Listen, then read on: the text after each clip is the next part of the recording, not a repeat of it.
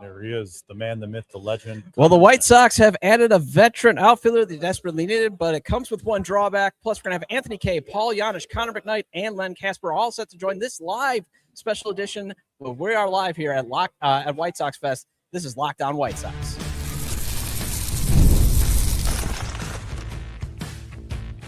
You are Locked On White Sox, your daily Chicago White Sox podcast. Part of the Locked On Podcast Network, your team every day. Well, hello, I'm Todd Welter, and welcome to Locked On White Sox, part of the Locked On Podcast Network, now the #1 sports podcast network. I'm a lifelong Sox fan. I've been podcasting here for 2 seasons, covering the team well before then, and I've also covered Major League Baseball for outlets such as the Associated Press. And joining me for this entire show, they are coming out, joining, hopefully everybody can hear us here, is Nick Murawski, former host of this show. Thank you, Todd. Good to be here, buddy. I had to bring you back, especially since we are like in your old stomping grounds. I felt like that I would have been doing some terrible things to Bridgeport had I not brought you back. I appreciate it. It is so great to be back here at Bridgeport. This is a cool venue. They're setting this up the right way. I like it. All right, and then we got Besnik Zekiri from OnTapSportsNet.com, and now coming in, we got to swing him in. What's up? Thanks for having me. Whoa, here we go. We got to get him on. It's Connor McKnight, although There you go. he's got to get him the shot, actually. What do you want me? Oh, yeah. We're going to have you right over here. Yeah. Yeah. All right. I should probably who come do here, I, so who do I that's, swing in? And You can swing in right here. See, all right, here we go. Hi, There he guys. is. How What's we all going on? doing? I did not bring the mustache game that you three You brought to the well, performance. this I afternoon. actually shaved like Got a you solid did. beard. This is all very good. Good to see you, fellas. Yeah, good to see you. Good to see you, too. Because Thanks for last time we joining us. talked was down at Podcast Row. Yeah. And It was you, warmer then. yes, it was warmer then. And you were telling us about how Murawski is going to be a stud. So how's he going to look in a White Sox uniform now? He's going to fill it out. I'll tell you that much. He's going to look good in the pinstripes. Yeah, listen, we had, we'll talk a little bit about that today and yesterday here at SoxFest Live. And, I think he's the guy now, I think, right? I mean, like from the scouting reports and from everything, where the draft class is, but there's a lot of baseball to play. There's a lot of good college players. There's some good high school prospects that are out there too. I will tell you this, like I told you guys, at Podcast Row last summer, I had the chance to call a couple of UCLA games in the Big Ten tournament last year for the Big Ten Network, saw Rock Chalowski up close and personal, and that's a player. I mean, it's a real full-time player. And when you read guys like Keith Law and everybody like Jim Callis, who does all the prospect rankings, the one of ones that kind of stands out, right? How good of a prospect are you relative to classes prior? That's interesting to me. I don't know how much it might matter in the long run, but it's interesting to me. And Chalowski right now measures up as much as anybody else. And I think the thing there too, fellas, and this, the defense is there to play short, right? I mean, we're not talking about any other position for Rock at this point, whomever he ends up going to, but that matters a lot to me. That kind of defensive presence and floor and responsibility. That's a big thing. So the other thing is they just signed Austin Hayes today. What do you think he's going to be bringing to the White Sox here? Yeah, it's interesting. I don't know if you guys remember, but there was, I think it was 2022, right? The Orioles come into town. They got Austin Hayes and Cedric Mullins and a couple other outfielders. And that whole series was dominated by outfield defense by the Orioles. I mean, the White Sox had I want to say 55 doubles taken away from him in that 4-day series or whatever it was. And Austin Hayes made some really good catches going to the line. Now, obviously, that's a couple of years ago. We'll see how healthy he is when he gets to camp and ready to go. I know he's had some leg issues in the past, but I think the White Sox have been on the look for a professional hitter, a guy who knows his business in the corners there. We'll see if center field is something that he's able to mix into a little bit. I would bet that it's probably corners for him, right? I don't think that's a lot of center field, but there's a lot of playing time out there for whomever can man center field, I think. And I think Hayes is a responsible professional guy that you have to add to this roster. I think the outfield was, and the White Sox were talking about this even yesterday. Chris Getz was talking about it when he and I were on the stage with Will, talking about adding some pieces and being close on some things. I don't know if he meant Austin Hayes, maybe some others, but I think that's what he was getting at. This outfield's crying for a little bit more, and Hayes is one of those guys. Yeah. I was at that series. Yeah. It was unbelievable. Oh my God. I mean, they were great. You're on your feet. That's going to be a gap. That's going to be multiple bases. And you want to talk about a team in Baltimore that just absolutely won it with defense. So, you talk about pieces and, talking to other Sox fans this weekend and just during this winter, slowly Getz is starting to check boxes of, okay, that was a need. Check there. Pitching is something the Sox, they still desperately need. What are some arms out there, starting pitching wise, that you're looking at as, it would be really nice if the Sox can bring that guy into camp? Yeah, it's funny. Brooke and Chuck and I were kind of going through the list just yesterday, refreshing our memories on some of the free agent starters. Zach Littell's somewhat interesting. I don't think he signed in the hour I took coming down here from Wicker Park. I think he's still out there. I'll go to the Twitter while you're on. Right, yeah, thanks. Appreciate you. We were going through the lists. And, as I'm kind of listing off names, Chuck and Brooke are giving like the oohs and ahs as we go down the list. And then, the shake off and then, no, not that guy kind of thing. And we got to Chris Bassett and Chuck was like, I'd do that. I'd do that. And like Brooke and I are both going, I'd do that. I'd do that. And I would agree. Gamer, baller. I mean, you guys know his reputation in this league. I think everybody kind of does.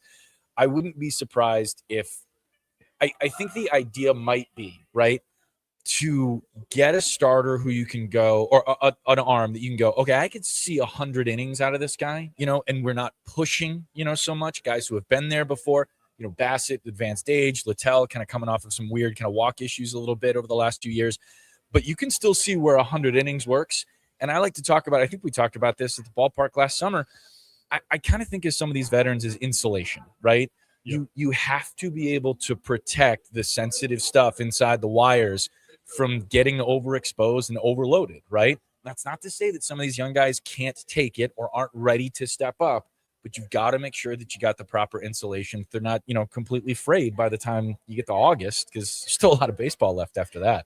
And the reason why I actually want him to sign another starter is I've just been advocating Sean Newcomb. I would like him to be out of the bullpen. I think that's where he would be most effective, especially how he was so good for the A's. Yeah. That's why it's like I would like to get another innings eater just so we can actually force. And then that it seems like they might actually be good in high leverage situations. I think I like the idea too, because what it does, and what I think that Brian Bannister and Will last year and Ethan before he left, and now Zach, I would imagine, is kind of the same idea. It's having options, right? I mean, at this point, you have to X, Y, and Z. Add another arm or two, and now you get the option for X, Y, and Z to kind of be whatever you need. I think we're moving to an age and era where multiple inning guys exist in bullpens, right? We had the era, like when we were all growing up, I'm probably older than you guys, but like, you had the long guy, the one log guy in the back end. I'm challenging you, right? I'm 40 at this point, so like it's feeling ancient, right? I'm 41, so I got you beat. Everything hurts when you wake up. Oh, right? Absolutely. It's like where I don't know where I did. I'm 43 and a half. My toe hurts, so I know it's gonna rain type of old. God, the toe hurt thing is the worst, isn't it? It's like I know what's coming today. No, I think so we grew up in the era of long relievers, right? Absolutely. The guy that's coming in to mop up, and I think now there's 3, maybe even 4 guys that can go 2+, and then you kind of cycle this around. And one of those 3 guys, I'm not talking about the White Sox bullpen in general, just kind of like philosophical bullpenning. One of those guys can also pitch some leverage, right, against some good pockets. And I think that's where the White Sox have their sights set. I think that's what, and I know you asked about Newcomb here, but I think that's what Sir Anthony Dominguez does for Grant Taylor, right? I don't like to think of that player or contract or even position as just like, $10 million on a closer for this year and 10 next. I think of it as now this is the ability to let Grant Taylor do a lot of different things out of the bullpen, pitch many more innings than just the 9th, and keep that starting pitching idea alive and on the front burner for the White Sox, which to me, like you list all those things like I just did, I would pay $10 million to whomever for that option, and I would gladly play it for Sir Anthony Dominguez, who's, pretty good.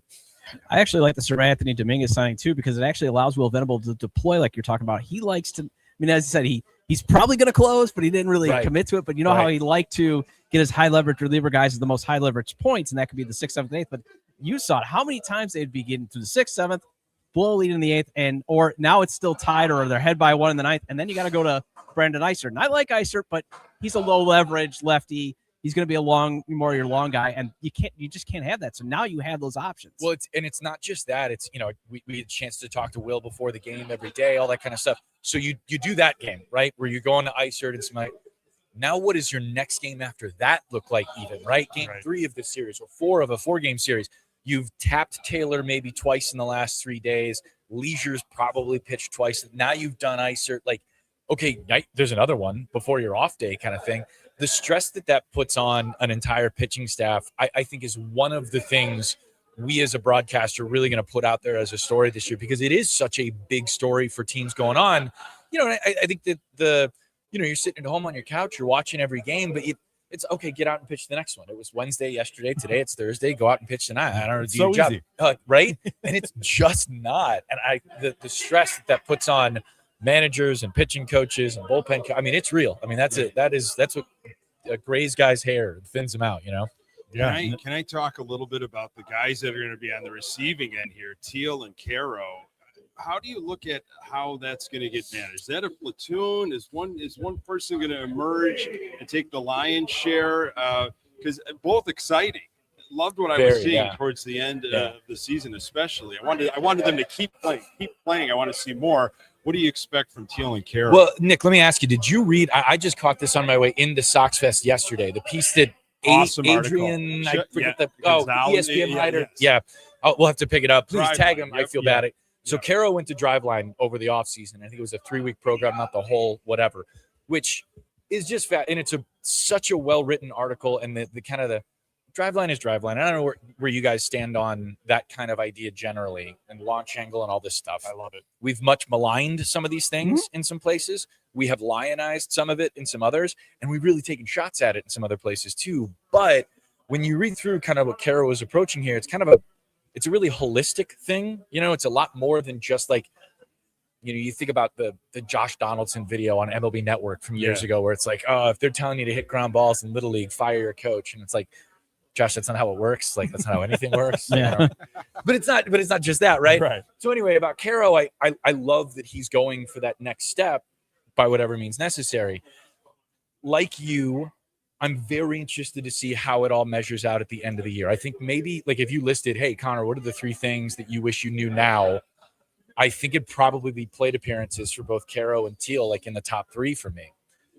Chris Getz and Will Venable, we talked about it on stage last night. One of the season ticket holders had the question.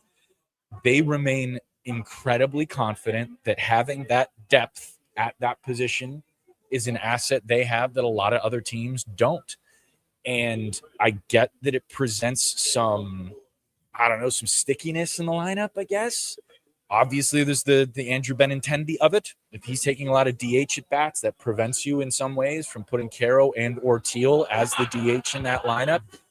I think what Will and Walker did last year was a really good measure of getting those guys in when they're hot against good lineups, and kind of like picking the places to bust a slump here and there, right? I mean, Edgar had some days, then got back in there against a good lefty, had a couple of hits up the middle sort of thing. Like, I like that we're going for those kind of ideas and playing those matchups. And the other thing too, they last year were dedicated to platoon advantages, right? That's where they found their ability, because the roster was what it was. They're like, all right, well, listen, we just got to find the best matchup for each individual, which means you're a heavily platooned offense. I think you can kind of look at it that way with 2 guys for 2.5 spots, catcher, DH, first base, right? I don't think we're going to see a lot of first, but you know what I mean? It's possible. It's difficult, but those guys are really good. Yeah. It's not a bad problem to have. No, it's not. It's really not. Well, and who's to say, here's the thing, who's to say that like a foul tip doesn't, God forbid, hit a guy in a pinky toe, and now it's like, okay, well, that's 2 months, right? Right. I like all knock on all of the wood, right? But like, this is the game, and that's the position, And it's nice to see that they've got the depth. I mean, that's kind of been the whole theme of this discussion, right? Yeah. Whether it's adding Hayes, the catching position, the bullpen, it's really important. And it's previous years where I wish we had the depth that we have right now, where we can suffer an injury, a longer IL stint, and that's just nice to see, and something that gets you looking forward to the season. Yeah, I mean, instead of saying, "Oh God, we're down to catcher number 5," it's okay. Here's a good long extended run for Edgar Caro, Kyle Teal. You know what I mean? Absolutely. You get to go, okay, great. Here's the audition. Like, go get it. Yep. All right, we got you for 2 more minutes, and I got that. So I just want to ask Terry Boers. I know he sadly passed away. Yeah. What is one like clean memory that you can share, or even not clean, like, because I mean, he was he was such an icon. And not that, like, you were one of the guys that gets to then Yeah. team up with Bernstein Yeah. on that iconic Yeah. role. And it's just, Boers and Bernstein was just such a great show. You would listen to it. Just, is there any like great story that we can know about, or? Yeah, of course, man. I'm so I get emotional thinking about Terry. So many guys on that station, and the Score did just truly a beautiful job talking about Terry for the 9 hours that they did with Ranji coming on afterward. I think somebody called the Terry Boers post-game show and still yelled about Matt Thornton to Chris Ranji. But it was just a beautiful day of broadcasting. It really was. I tell you what, when I got to do updates for Dan and Terry, there was nothing like trying to stay and keep up with those two as they did the show, because you're doing updates at the top and the bottom of the hour, and all you want to do is be funny and say something that's going to make those guys laugh, and hopefully not mispronounce your own name or say Dion Viciato did something that he absolutely didn't do. You can look that up on YouTube. Don't, but you could. I had the chance late in my first stint with the Score. Dan was out for some reason or another. I don't remember what. And I was there. It was a short show. White Sox were coming on, and they put me on with Terry. And I was so scared. I was scared. I was like, oh my God, I'm going on with Terry Boers. How do you do radio with Terry Boers? It was the easiest, most beautiful, most magic. Like, he's just so easy to work with because he's so smart. He's so caring, and he's so all about being funny and entertaining. And I owe a lot of understanding this business to being around Terry, the little bit that I was. Just a truly beautiful human and a very, very kind man. I miss him a lot. And the best part of that show, especially the Boers and Bernstein, being a guy like I used to screen calls up at WTMJ Milwaukee. Sure, yeah. So when you screen calls, you are talking to some of the dumbest people in the world. The best part of that show was Bernstein just going off on them and Terry just letting it. Yeah. Like, you would just, and then Terry talking about, like, ripping on them too. Like, that was why I loved listening to that show. If I had a bad day of screening calls, the next day I was going to tune in to Boers and Bernstein, especially after the full Favre retirement. Oh my God. Yeah. That anytime after Monday after Bears games were absolutely great. And about a bit. Yeah. And he was the most kind human that you'd met. I mean, he just was truly that kind of guy. I miss him a lot. Yeah. I didn't mean to make you emotional on that. No, I just wanted to get some, because I had to. I had spent the weekend thinking about him, and I just, had kind of, okay, we're moving on to, and yeah, I mean, he's just, I think everybody who worked with him, he made an incredible impact on both personally and professionally. And that's just kind of what you get when you talk about Terry. All right. Final question. What's the win total for the White Sox this year? 71. There we go. 71. I'm going to speak it into existence. Let's 71. Well, 71. Over. I mean, think about it, though. They blew 11. I know. 15 leads. and 36. Is that right? 15 and For 36. I think they games? blew 11 ninth inning leads, is what Baseball Reference has. So if you don't blow those 11 leads, you're 71 and 91. That was the Pythagorean record. 20, 25, and 26 is still under 500 in one-run games in 10 wins. Crazy. Well, I had a busy day out there. I actually get to say hi to you in person. Yeah, this is better than Twitter. Yeah, most things are, but this is good. All right. Well, Connor, thank you for your time, fellas. Take care. Thanks, man. All right. Thank you, boys. We're going to so take much, a quick break, and we'll be back with more here on Locked On White Sox. Tax season doesn't have to take over your life. This year, TurboTax is making it easier than ever to just hand things off and move on with your day.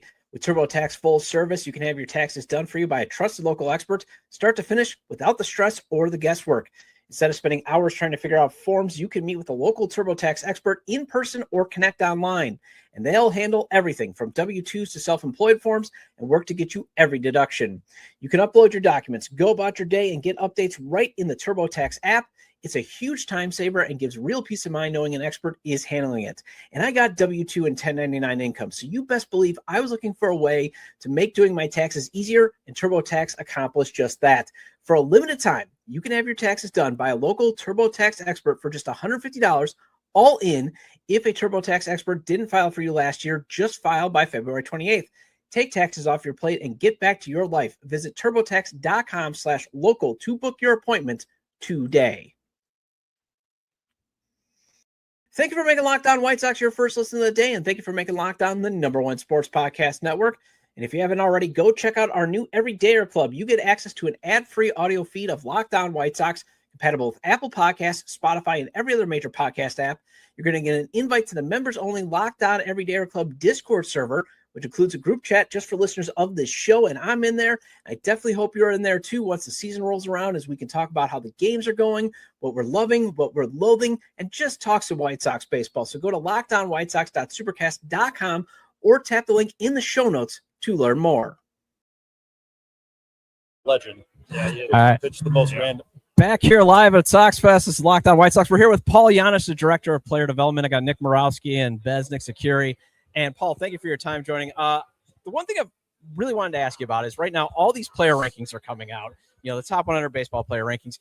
You know, what do you think of as a Director of Player Development? You're like, oh, that's nice. It informs the fans, you know, that type of stuff. Or you're kind of like, well, we should take stock in that. Kind of, what should we look at these top 100 rankings, top 200 rankings? Yeah, a little bit of both, right? It's exciting. You know, we've obviously got some players that are on those lists, and that's exciting. And I would even take it a step further, and there's some players that aren't on those lists that we're excited about, right? And, you know, prospect rankings, as we know, are great, but, you know, they sometimes they come to fruition, sometimes they don't. But yeah, at the end of the day, it's an exciting time for us on the PD side, just because we do have some names to point to that the fans can be excited about and look forward to, hopefully at some point getting to Chicago. Some of them obviously are closer than others, but you know, it's an exciting time. And but at the end of the day, like, you know, we treat them all the same, because I on the player development side, I think you have to have this mentality. You just don't know how good guys are going to be and who's going to take the next step from a development standpoint. So we're excited about the guys that are on the list, but I would share too that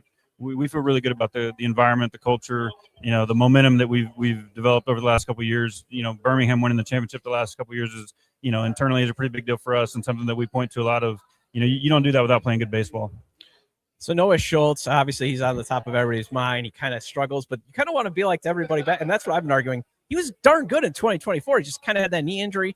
Are we expecting him to probably get back to being who he is? I think that's accurate. And you know, contrary to popular belief, I think we're going to look back at last year and point to it as, you know, him having to deal with some of that adversity and some of the things that we got to see from him.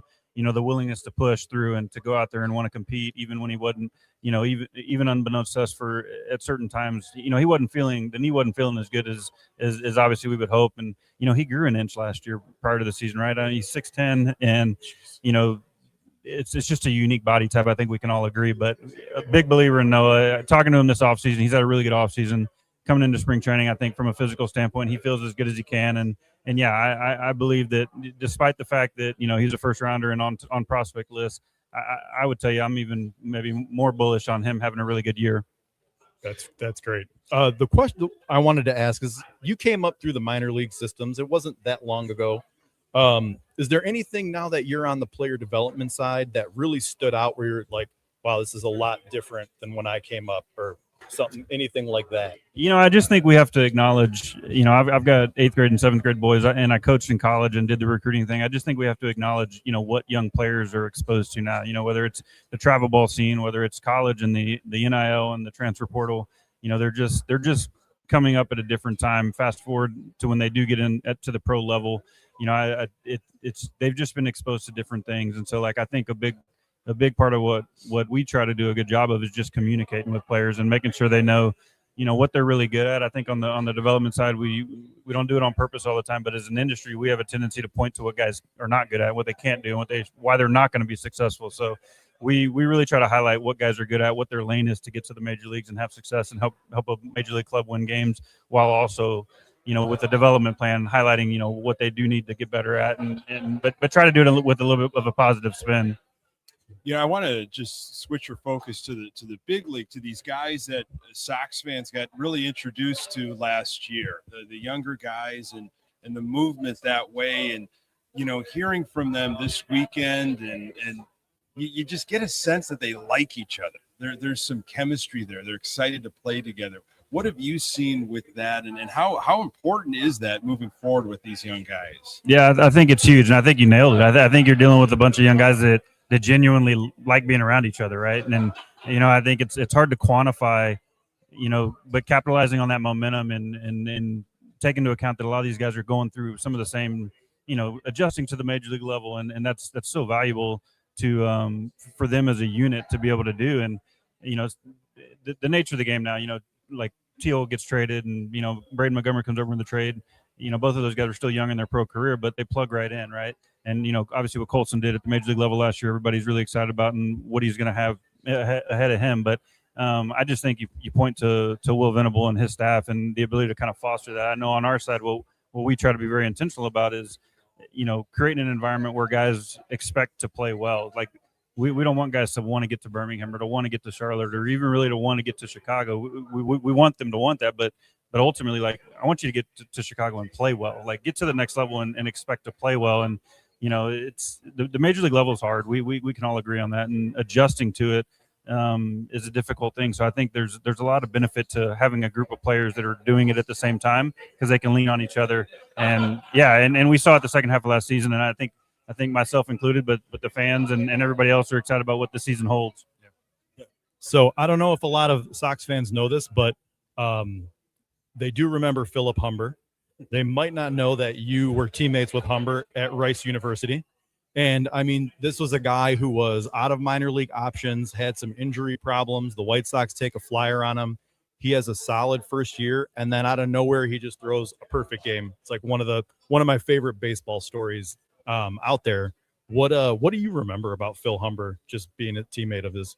Yeah, the first thing that comes to mind, it couldn't happen to a better guy. He, you develop a unique relationship with the guys you play with in college, right? It's similar to what we were just talking about with these guys learning the big leagues together, but you experience and go through some things, during your college years. And we had the opportunity to be on a really good team, and we won the College World Series in 2003. And, so Philip and I will always be able to share that. We still communicate and keep in touch. And it doesn't surprise me that he was able to do what he did at the major league level. And he's doing great still. He's got a young family. He lives in Texas. And, but yeah, just a really good dude. And again, you develop those relationships in college with guys that are for life. Absolutely. Very cool. So I got to ask, because everybody keeps saying, the front office people are full of nerds. How important is it for somebody like you when you came up, during the kind of the sabermetrics is starting to revolutionize, you play the game? How is it important for somebody like you to be in that role? Because you kind of have the idea of, hey, here's what the numbers look like. But then you can also go to these guys and be like, I've been in your shoes. I know what it's like to grind and all that and get to the big leagues. And like I said, I always thought you had a pretty darn solid career, in my opinion. Well, I like we were joking, but I was just good enough to be a bad player. So I'm thankful for the time that I was able to play in the major league at the major league level. They definitely let me play longer than I should have. But with regards to some of the objective data and all of the information that we have access to now, it's obviously a huge tool in evaluating players, the game, things of that nature. I think with regards to, the secret sauce is conveying the information to the players and helping them understand what we're trying to convey. And that means something different for different guys, right? Like a guy that went to college, a guy that was drafted out of high school, a Latin player that came, through the international market, they're all at different points, and, what they interpret and what they need are different. And I think that's our job to help navigate that for them and create a situation where really they understand what they're trying to accomplish and why, and all they really have to do is go out on the field and try to execute.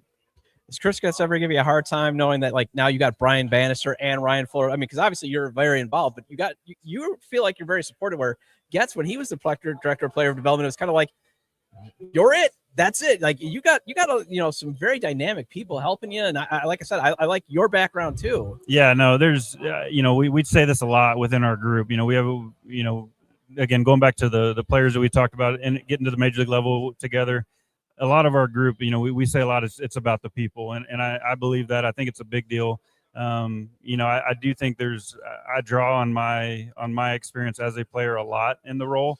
Talking about Fuller and Bannister, I give Getsy a ton of credit for the people the team that he's assembled, and the willingness for our group to really work. Right, you show up and you work, and you try to create process that makes a ton of sense. And again, I think a lot of it has to do with being clear with the communication to the players, so they have a really good understanding of what we're trying to do. David Keller, he's now gotten his second basically international class. Still some a little bit from Marco Patti, but how do you think David Keller's been doing in the international free agency and adding players and adding talent into your pipeline? Yeah, a lot of people don't understand, and I'll include myself in this, prior to having this role and getting exposed to it, understand how difficult the international market can be. But Keller's done a great job. We've invested a lot of resources down there with regards to scouts and making sure that we're doing the best we can to see as many players as we can and develop good relationships with, agents and whatnot in that market. And I think we're really going to see some of that come to fruition over the next few years. The tough part about that market is there's a lag, right? Like you get down there, you execute, and you get players, into the Dominican facility, get them over to Arizona, get them to Canopolis. But it really is the kind of thing that, you're really waiting, 4 or 5, maybe 6 years before you really see some of that fruition. All right, well, Paul, I appreciate your time. I know you're a busy guy. You got to get going around, so I really appreciate the time, man. No, thank you, guys. Appreciate it. All right, we're going to take a break, and we'll be right back here on Locked On White Sox. It's the last call for football on FanDuel. One final Sunday, one last kickoff. The final chance to get on the action before the NFL season officially comes to a close. And this is Super Bowl 60, and FanDuel is making sure you're right in the middle of it with a special offer just in time for the biggest game of the year. Whether you're backing the favorite, riding the underdog, or building that one last same-game parlay, this is the game everyone's been waiting for. This is where predictions turn into plays, stats turn into storylines, and every snap feels bigger. It's the perfect way to cap off the season and make the Super Bowl even more exciting from kickoff to final whistle. The Super Bowl is a great time to take advantage of the chance to win some big-time cash with FanDuel's props and parlays. And if you're a new customer, bet just $5 and get $200 in bonus bets if you win. So make it count, because after the Super Bowl, the season's over. Last call for football on FanDuel, an official sportsbook partner of Super Bowl 60. Visit FanDuel.com to get started. Thank you for making Locked On White Sox your first listen of the day, and thank you for making Locked On the #1 sports podcast network. And if you haven't already, go check out our new Everydayer Club. You get access to an ad-free audio feed of Locked On White Sox, compatible with Apple Podcasts, Spotify, and every other major podcast app. You're going to get an invite to the members-only Locked On Everydayer Club Discord server, which includes a group chat just for listeners of this show, and I'm in there. I definitely hope you're in there too once the season rolls around, as we can talk about how the games are going, what we're loving, what we're loathing, and just talk some White Sox baseball. So go to LockedOnWhiteSox.supercast.com or tap the link in the show notes to learn more.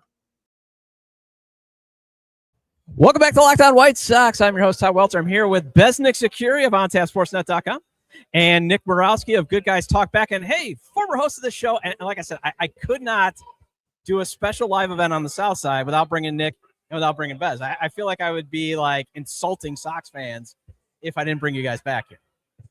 Well, I appreciate you having me, man. I think the last podcast row was a lot of fun, so I appreciate you having me. And yeah, I'm happy to be here. This is actually my first SoxFest of all the years that they've been doing this. I've never actually been, so again, thanks for having me. This is my first SoxFest. This is the second year they've been doing it here at Ramova. I wasn't here last year, but my first SoxFest was 2006. Oh, nice. And it was bedlam. I mean, the excitement, the energy with fans, it was just something else. So awesome to be back in Bridgeport. And Todd, good on you, man. You're surviving as host of Locked On. I'm grinding away. Winter is a grind doing a daily podcast. So here's a little inside baseball, and we're gonna have Len Casper joining us really quick. But we'll get to that actually on the side. We got Len Kasper here, radio voice of the Chicago White Sox. You want to grab the microphone there? If you want to swing around so we can actually get you on there. How you doing? I feel like I'm in the presence of Marquette royalty because I was a former Marquette radio sports director. And I was always hearing about the great Len Casper and all that stuff. So you're the legend. I was never a sports director. I was never in management. Everybody always said that you were like the sports director. That was the legend. That Len Casper was once the sports director of Marquette Radio. No, Nick Boer, who ended up becoming a longtime WISN television reporter and is still there in Milwaukee. He was a senior when I was a freshman, and he was the news director, I think, of WMUR, and he got me in to do play-by-play. And if I can just tell a quick story. Absolutely.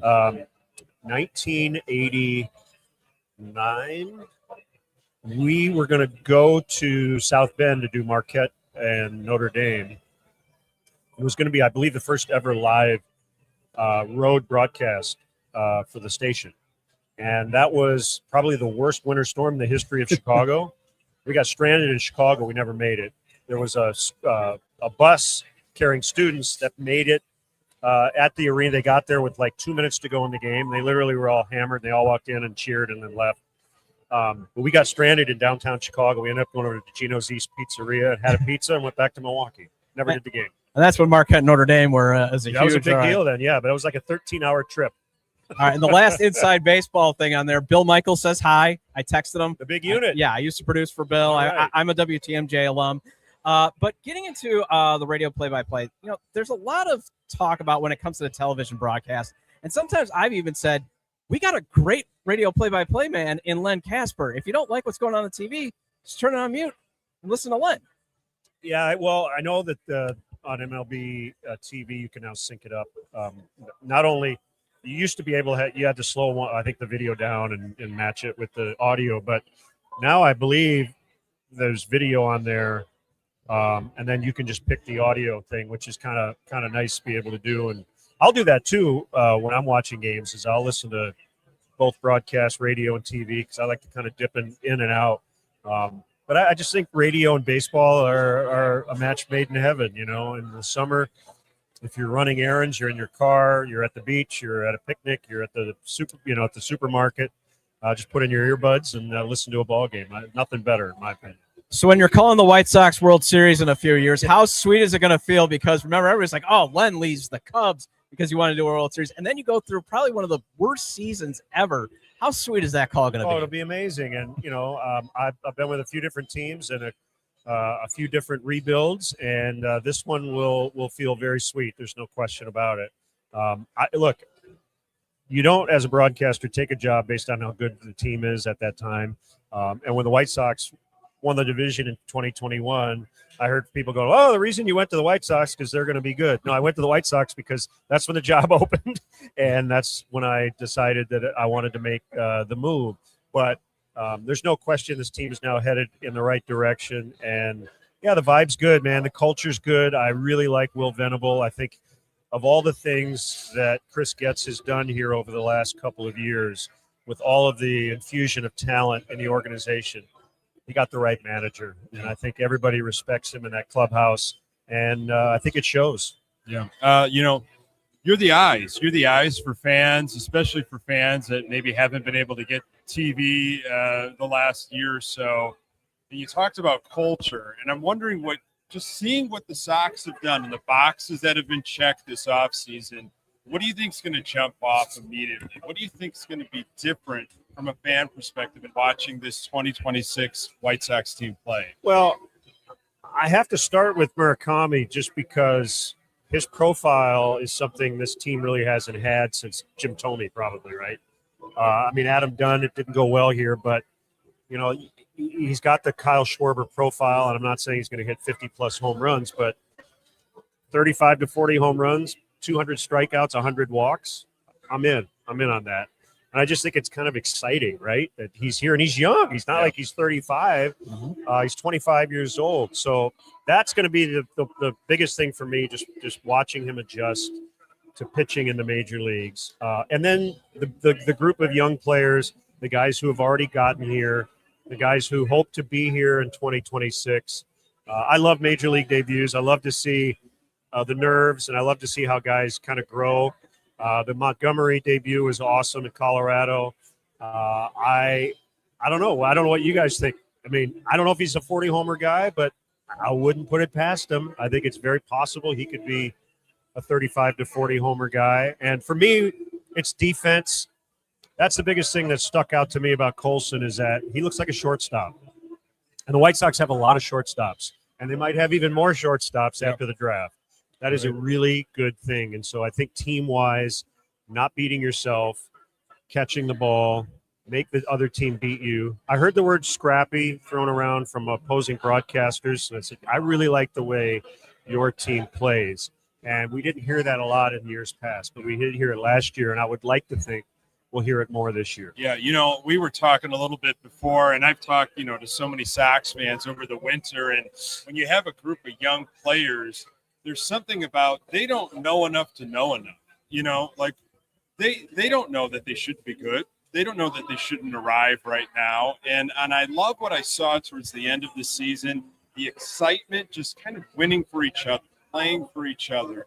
and guys like Colson stepping up, and Teal and Caro, that's what I like to see, is the chemistry and the excitement and the love, just for being here together. And I hope that continues. I didn't want the season to end. I wanted to see how they continued to evolve. That's funny you say that. It was a 61-101 season, and I felt the same way when this season ended. That kind of wanted to keep it going a little bit. Mike Vassell told me that. I interviewed him like 2 weeks before the season ended, and he goes, I just want to keep playing. I just want to keep playing like until November. Like, I know we're going to make the playoffs, but I really, really like this team. So I'm with you on that. And getting off to a good start would be really nice. It's something that has eluded this team really since 21. And then you feel like you're behind the 8 ball right off the bat. So you win a few games early, get that confidence rolling, and you never know. And it's pretty cool to see that they've brought in some veterans to kind of improve the depth and just kind of stabilize things, and having their presence around matters a lot. I mean, what do you think of the signing of Sir Anthony Dominguez, Austin Hayes, which they announced today? I mean, what do you feel like the fit there is like? Yeah, I think you need to have guys who have a lot of experience, not just – I mean, you want them to produce. That's huge. You're here to play baseball, number one. But I do think when younger players go through struggles, you want to have people around them who've been through those things. And, Will is a former player. He'll tell you that it always helps when some of those tough conversations happen in the clubhouse between teammates, and they almost never get to the manager's office. That's probably the best case scenario in a lot of ways. And then I just think practically, the Dominguez signing in particular is really big because as many good arms as the White Sox had last year in the bullpen, it was a ton of inexperience. And you have to believe that the one-run record thing's got to change a little bit. Whatever bad luck could happen did for this team last year in terms of one-run decisions. They played a lot of close games that didn't end up going their way. So, if a half dozen of those games go your way, now all of a sudden you're in the upper 60s, and with all the other talent, now you can start to think about, 70 plus, and now we're talking. Yeah. All right, I want to talk about the big bad Dodgers, and I want to talk from an angle of I remember when the Yankees were the big bad Yankees and taking up all the money, and then there was this team that just didn't know any better in 2003. You called it on the Marlins, right. And everybody keeps saying like, oh, the Dodgers are going to ruin baseball, but you were around a team that found a way to expose the big bad Yankees, for example, or again, the Diamondbacks were like, let's just go get 2 aces. I mean, do you really need this like total revolution in the labor system to stop the Dodgers? Or again, you've seen it, like you just kind of need a collection of young talents or making the right acquisitions to actually beat those guys in the playoffs. Yeah, I mean, look, this conversation is well above my pay grade. I just hope that we play baseball without interruption. That's by and large the number one thing for me, and I think for every baseball fan out there. But the story you tell is true. 2003, the then Florida Marlins were the prohibitive underdog in all 3 series against the Giants, the Cubs, and the Yankees. And Juan Pierre, I want to say it was the first pitch of the World Series. David Wells was starting at Yankee Stadium, the old place, and Juan Pierre bunted for a base hit, and Wells kind of looked at him like, you got to be kidding me. That's what you're going to do? And basically the Marlins like, yep, that's what we're going to do. And then, of course, Josh Beckett, closes out Game 6 on 3 days rest. So it can happen, and it's really fun when it does happen. And if you look back at that 03 Marlins roster now, doesn't look like it was such an overmatch.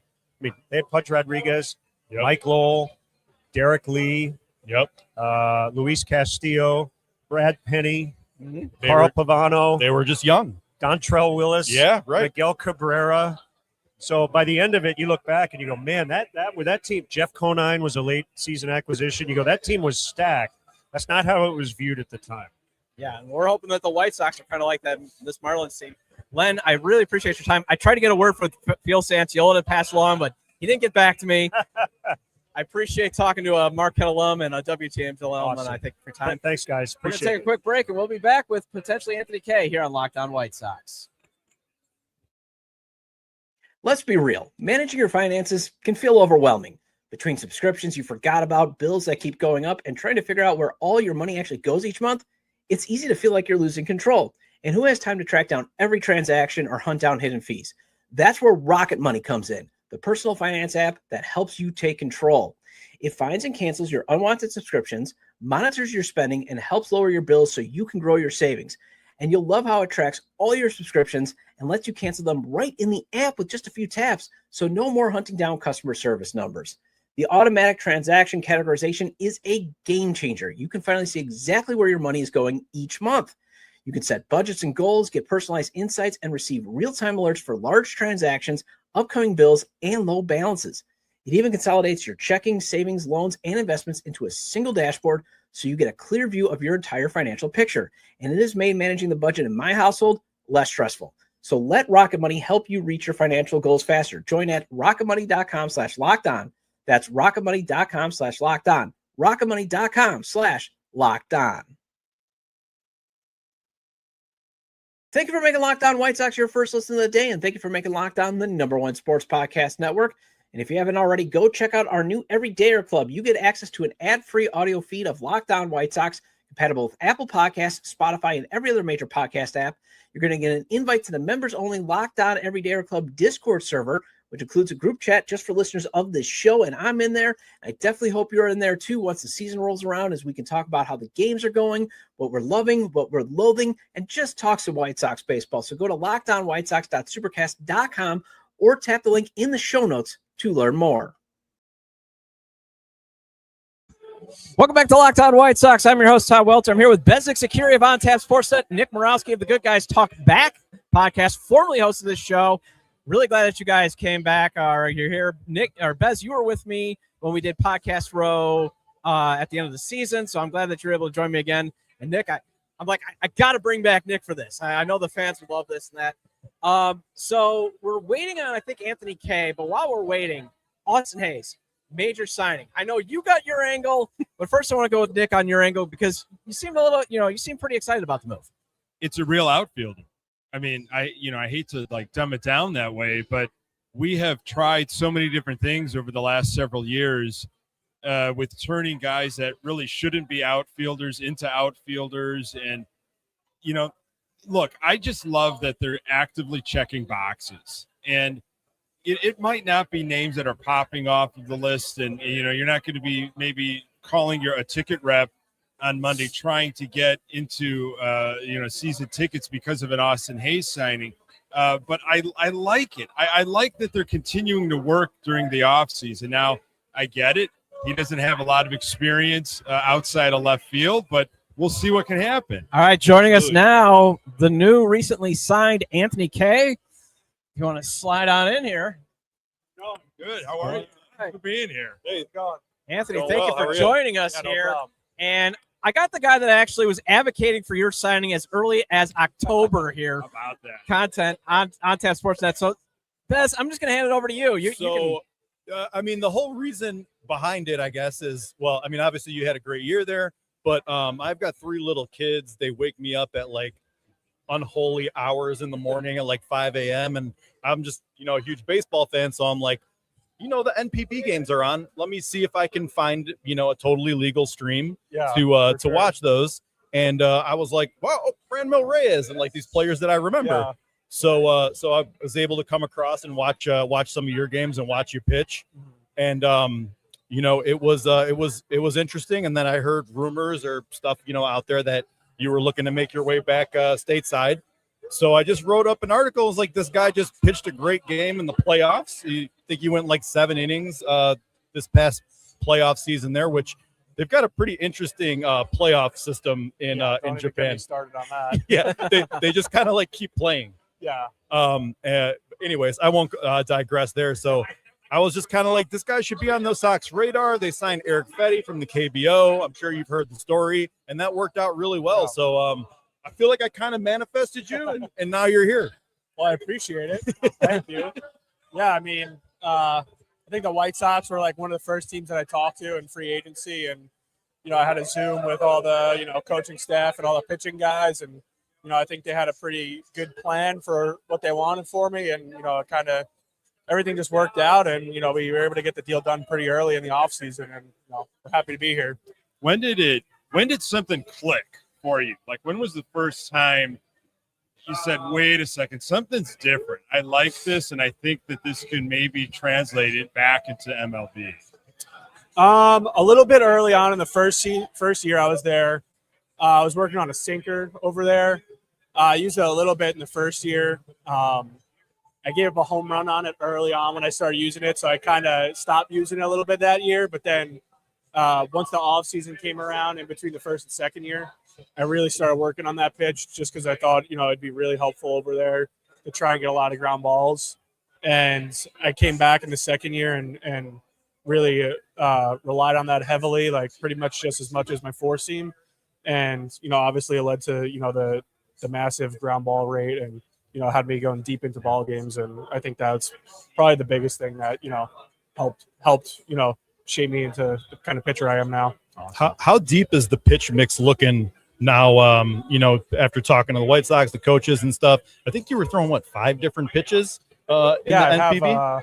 I have working on a 6th. Okay. The curveball. Overachiever. I want to say working because it's not very good, but all right. I threw it probably 1% of the time in Japan, just kind of messing around with it, like on bottom of the lineup hitters down there. But it's not a pitch you're going to see at all, if at all, this year. But we're still working on it. I'm sure once I get down to spring training and we can get on, all the technology with it, we can for sure maybe tweak things and turn it into something good. But for now, it's not ready for games. Gotcha. And there's some kind of interesting differences. You were pitching, I think, once a week versus every 5 days. I think I've heard people say the ball is a little what's the word I'm looking for? A little easier to grip. Yeah. And also the strike zone's a little different there too. The hitters, it just seems like they'll just foul off pitch after pitch after pitch. So I'm sure you guys have some ideas cooking. Is there anything you can share with us about that?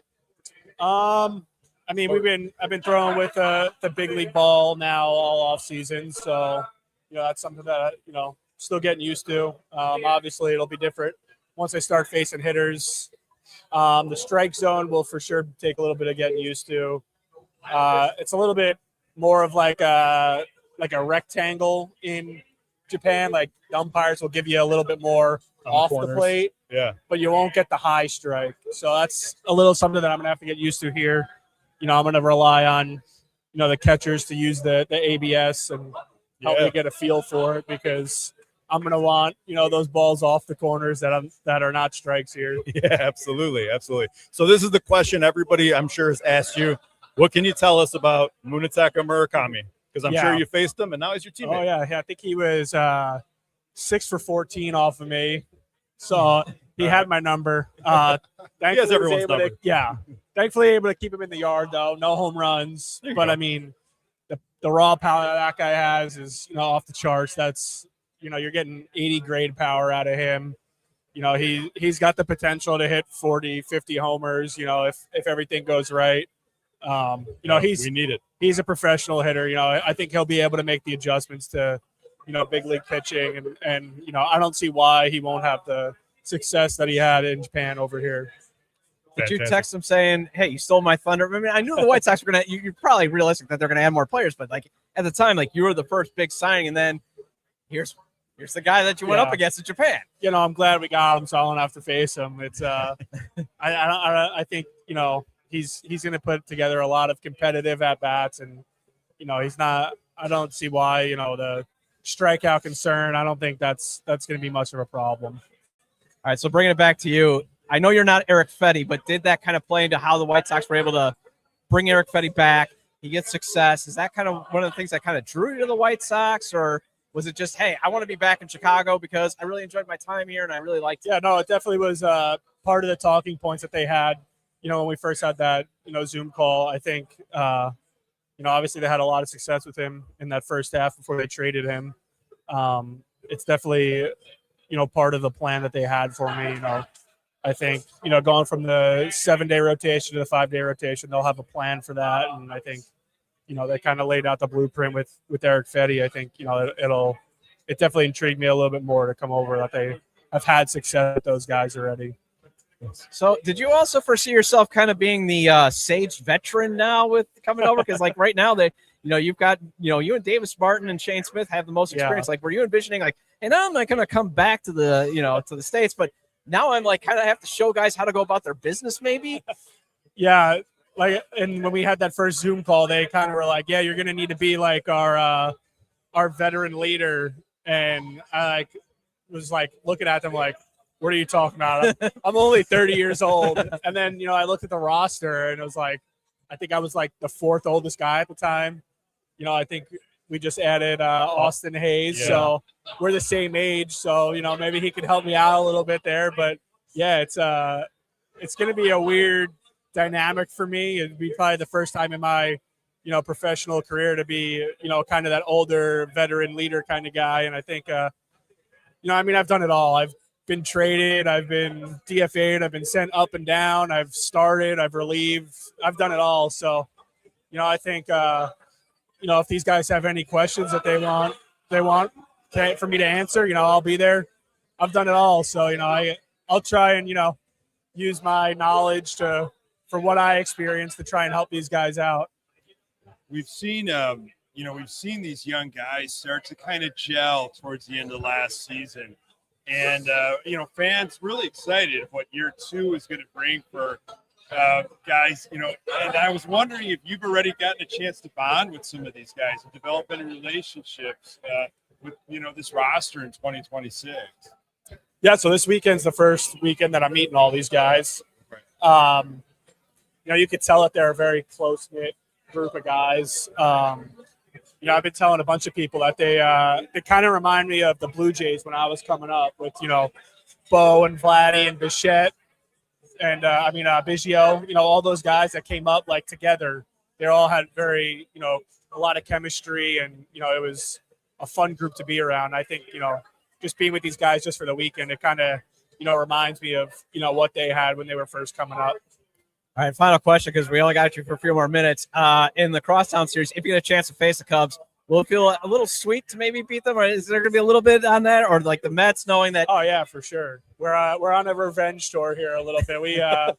We got some revenge to give to people. I think now's my time to kind of show everyone what I've been doing the last 2 years and show everyone what I've been capable of doing. And now I think it's the time to, kind of do my thing.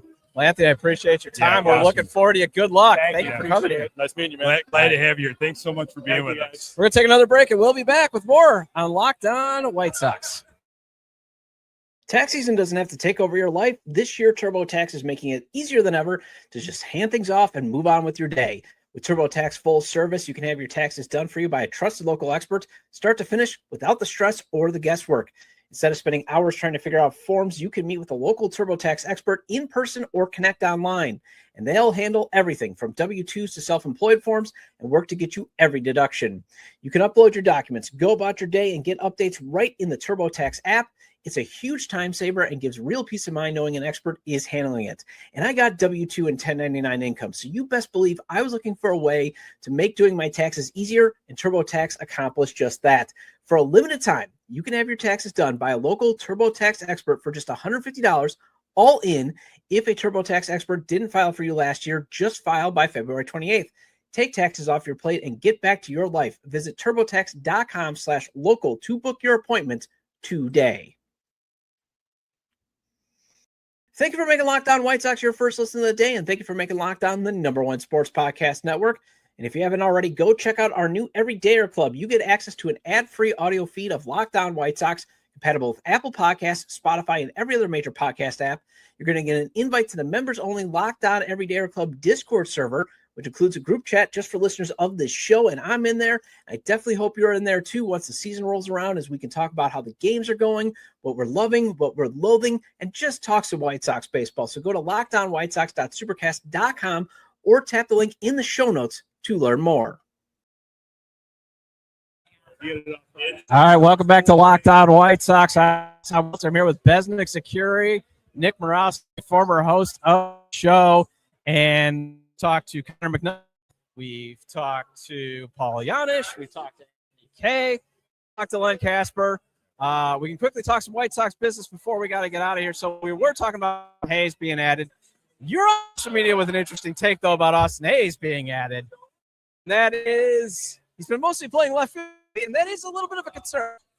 I mean, you look at the history, and he's been lined up in the field. It's been left field primarily. Did much right field over the last 3 years. I would still expect the White Sox to move him around between the corners. But, you know, I guess we'll have to see what they end up doing there. But, you know, a lot of times we talk about, like, we need a bat, we need an outfielder, we need a guy. And, you know, there's the downstream effect on the roster. So when you add, you got to move somebody to the bench. You got to get off the 40-man.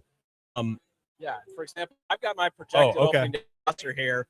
I showed it to Nick earlier about that, but right now, if you put Austin Hayes in left field, you're going to have then basically catchers has to sit because ideally you want both catchers in the line, one DHing, but with Hayes in the lineup and Benintendi in the lineup, someone's got to sit, and goes for Hayes if he plays right field, or, you know, someone like Brooks Baldwin maybe loses at bats. So it'll be interesting to see how they line them up. As I've got the other version, Benintendi and Hayes right. Again, now you've got Brooks Baldwin, so you at least get a little bit more bench depth. Whereas if you got to get Benintendi strictly in the DH, Jarrett Kelly probably has to make the opening day roster then, because you don't have a left-handed bat. I mean, I think that's the other thing that's being missed is, you know, if you have Hayes though, and which is an interesting, you know, done in a while, but I think that's where you want him, because then you could Baldwin on the bench. You got that super sub. You got the lead left-handed bat off the bench where he's got some production. He's been able to, you know, he finished strong. Kind of reminded me of Lenyn Sosa finishing strong 2024. Yeah. That type of stuff. So I think that would be ideal, putting in Hayes. But if he can't do it though, then Benintendi at DH probably more. And I think you're going to DH. Very expensive DH, yes.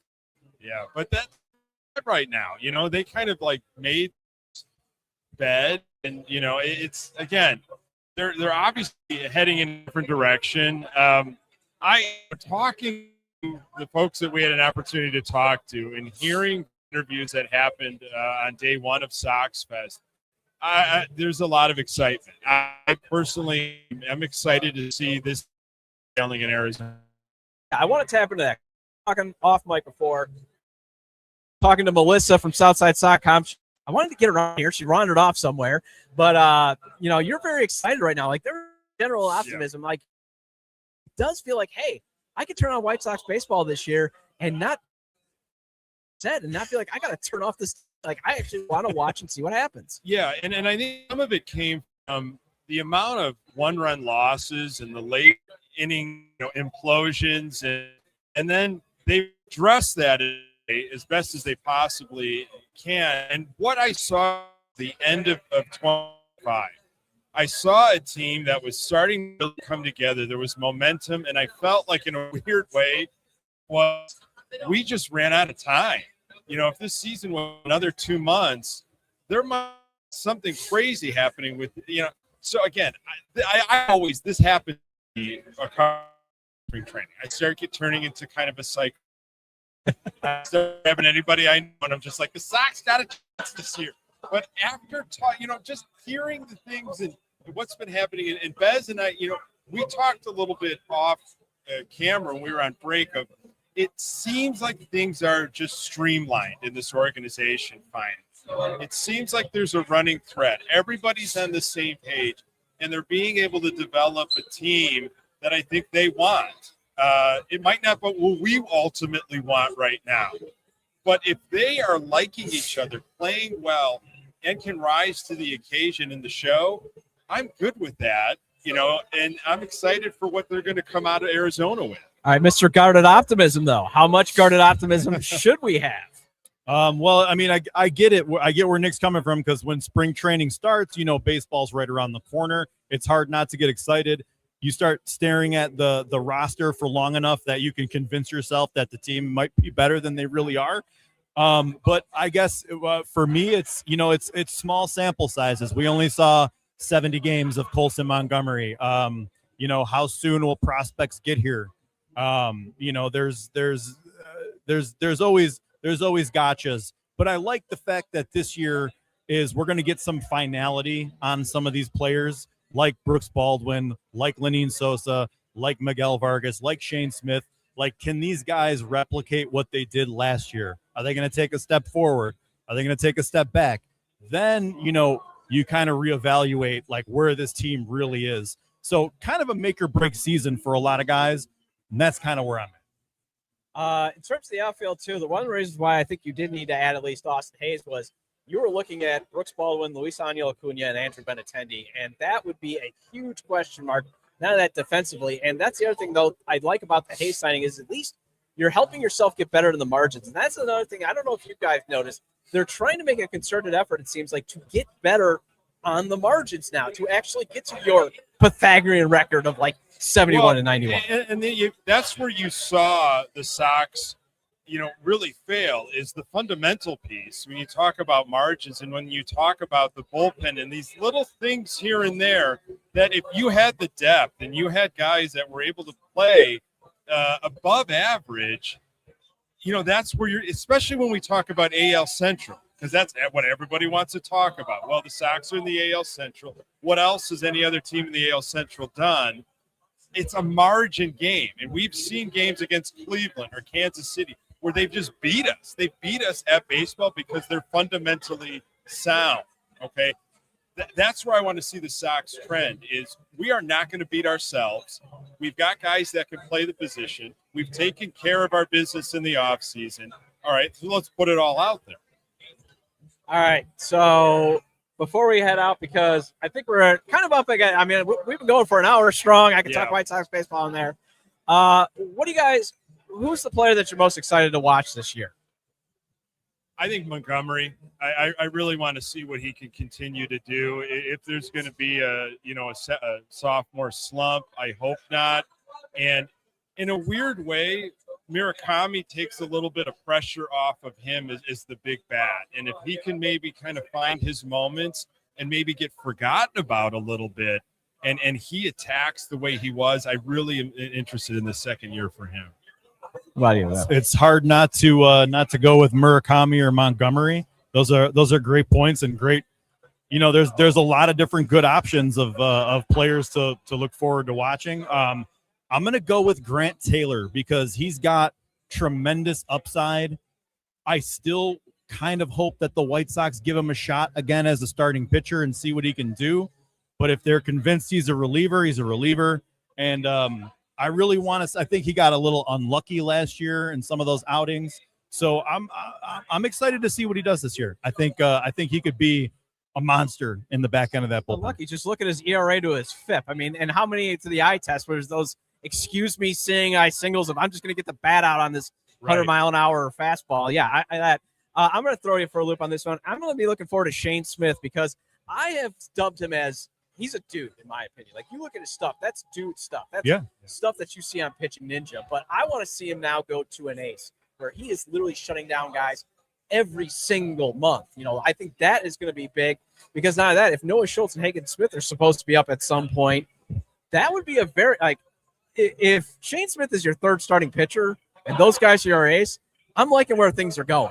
Same. Agreed. Yeah. Yep. There's all the upsides there. All right. Well, we're going to wrap up. And because I don't think we're getting anybody else, I really appreciate you guys coming and joining me. I'm going to be back on Monday with a Minor League Monday segment. And I really hope you guys have a good weekend. Make sure you subscribe to Locked On White Sox on YouTube at Locked On White Sox or follow or subscribe at wherever you get your audio podcast so you'll get all the latest episodes. The show is on places such as Apple or Spotify. You can follow the show on X, formerly Twitter, at Locked On Sox or at Todd J. Dub. You can also find the show on TikTok at Locked On White Sox. You can also email me your questions and comments to lockedonwhitesox@gmail.com. And if you never miss an episode, the Everydayer Club is built for you. Get Locked On White Sox ad-free, plus a members-only Discord access and more. Head to lockedonwhitesox.supercast.com to join the club. For those of you on video, we send you to the first ever 24/7 National Locked On Podcast Network YouTube channel. On audio, make sure your second listen is Locked On MLB.